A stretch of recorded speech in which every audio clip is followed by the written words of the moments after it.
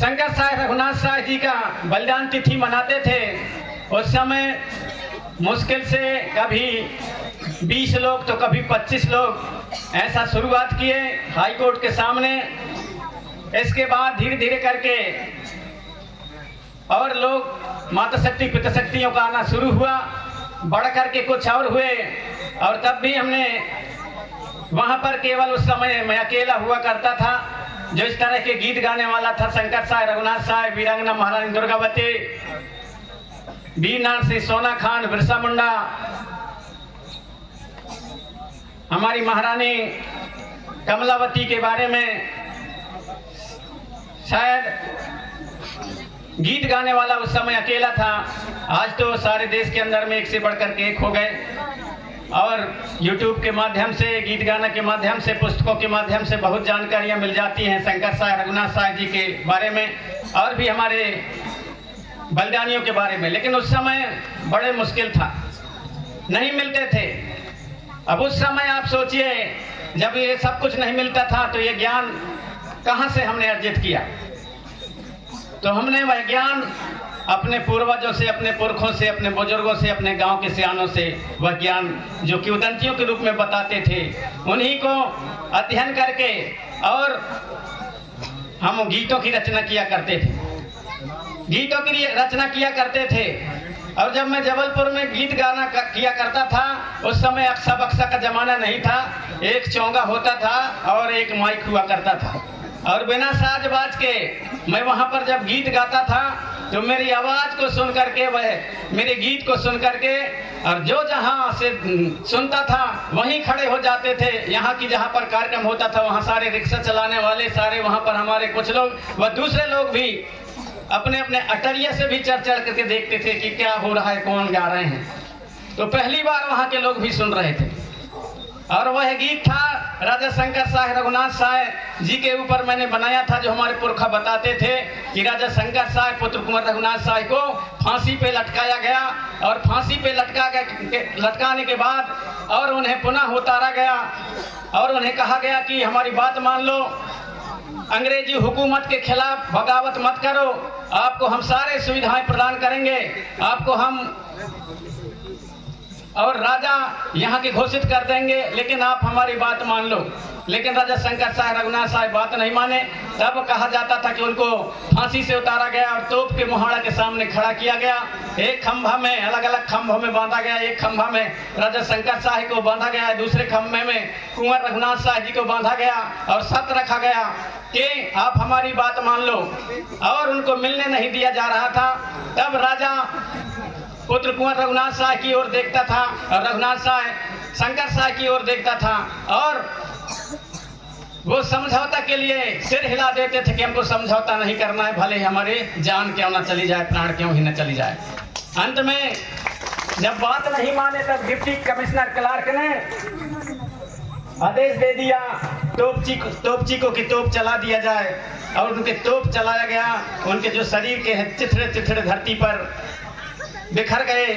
बाद में महारानी फूल कुंवर जी उन चिथड़ों को इकट्ठा किया और उन्होंने संकल्प लिया कि जो अधूरे काम रह गए हों उन अधूरे कामों को मैं पूरा करूंगे और जब तक अंग्रेजी शासन को हमारे देश से, हमारे क्षेत्र से भगा नहीं दूंगे, तब तक मैं संकल्प लेती हूँ कि मैं बगावत करती रहूंगी, मैं स्वतंत्रता के लिए लड़ाई लड़ती रहूंगी। और इस प्रकार उन्हीं के पक्षचिन्हों में चलती हुई महारानी फूल कुंवर जी और अपने बहुत से क्रांतिकारियों के साथ ऐसी योजना बना करके और कई युद्ध में, छापामार लड़ाई में अंग्रेजों को, बहुत से अंग्रेज अधिकारियों को मार गिराई।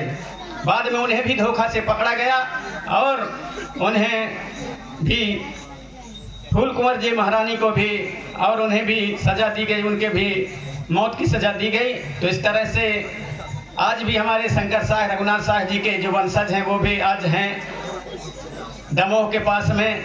हमारे जो यहाँ पर आए रहे होंगे डॉक्टर TR वरकड़े जी हमारे समधी हैं, जो एक लेखक हैं, इतिहासकार हैं, पुस्तक लिखते हैं।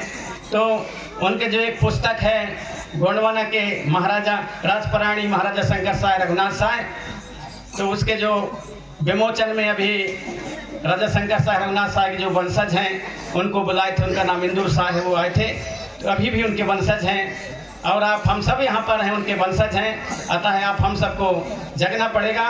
तो मैं बात कर रहा था कि उस समय जब गीत गाना नहीं चलती थी, कोई साजबाज नहीं रखता था, मैं अकेला गाता था और वह गाना था, आप सब कहेंगे कि थोड़ा सा सुना दो, तो उसको सुना दूं। वह जो गीत था आप सब सुने हैं कैसेटों में, लेकिन आज भी वह गीत जो हम 40-42 साल पहले जिसको मैं बनाया था, उसकी कुछ पंक्तियां आपको मैं बता रहा हूं कि मैं किस तरह से जब गाता था उस समय, छोटे उम्र के आवाज़, और जब मैं गाता था तो पूरा गुंजायमान हो जाता था।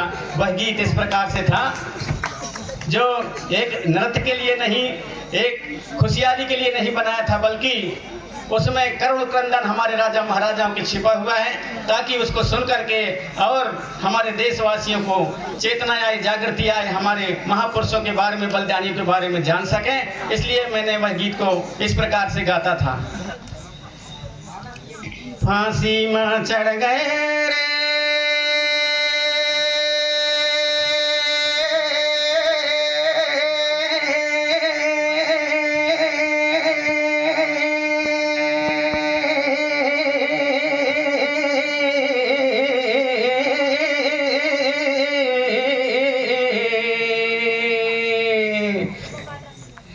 रे फांसी में चढ़ गए यार मोर राजा शंकर साह रे, फांसी में चढ़ गए यार मोर रघुनाथ साह रे, फांसी में चढ़ गए यार मोर गुणवाना सरदार रे, तप में उड़ गए रे। हाय रे फांसी में चढ़ गए यार मोर राजा शंकर साह रे, फांसी में चढ़ गए यार मोर रघुनाथ साह रे, फांसी में चढ़ गए यार मोर गुणवाना सरदार रे, तप में उड़ गए रे। सत्यवती प्रतिज्ञा हमारे राजा शंकर साय, राजा शंकर साय, सत्यवती प्रतिज्ञा हमारे राजा शंकर साय, राजा शंकर साय। धर्म बलि धुरंधर बेटा जिनके रघुनाथ रे, फांसी में चढ़ गए आए मोर राजा शंकर साह रे, फांसी में चढ़ गए आए मोर रघुनाथ साह रे, फांसी में चढ़ गए आए मोर गुणवाना सरदार रे, तप में उड़ गए रे। गोरे भारत में जब आयन करने बर व्यापार, आए करने बर व्यापार, गोरे भारत में जब आयन करने बर व्यापार, आए करने बर व्यापार, हड़पे राजाओं से राज कर कर अत्याचार रे, फांसी में चढ़ गए आए मोर राजा शंकर साह रे, फांसी में चढ़ गए आए मोर रघुनाथ साह रे, फांसी में चढ़ गए आए मोर गुणवाना सरदार रे, तप में उड़ गए रे।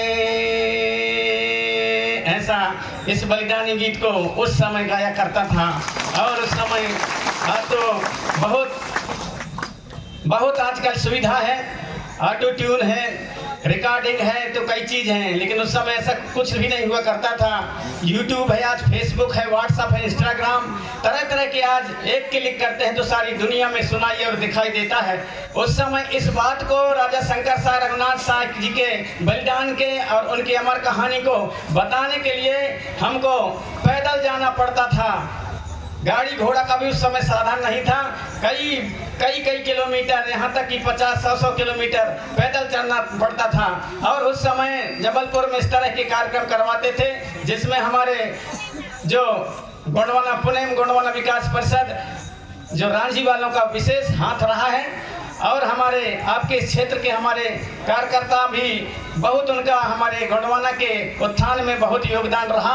ऐसे हमारे बुद्धिजीवी इस गांव से भी हमारे बहुत जो पुराने साथी सम्मानी पेंजीवा काशीराम उइके जी जो हमारे बीच में नहीं है, वो उनका भी इस आंदोलन में और समाज जागृति में बहुत बड़ा योगदान रहा है। ऐसा आप सभी हमारे जो बहुत से ऐसे पुरखा हैं जो अब इस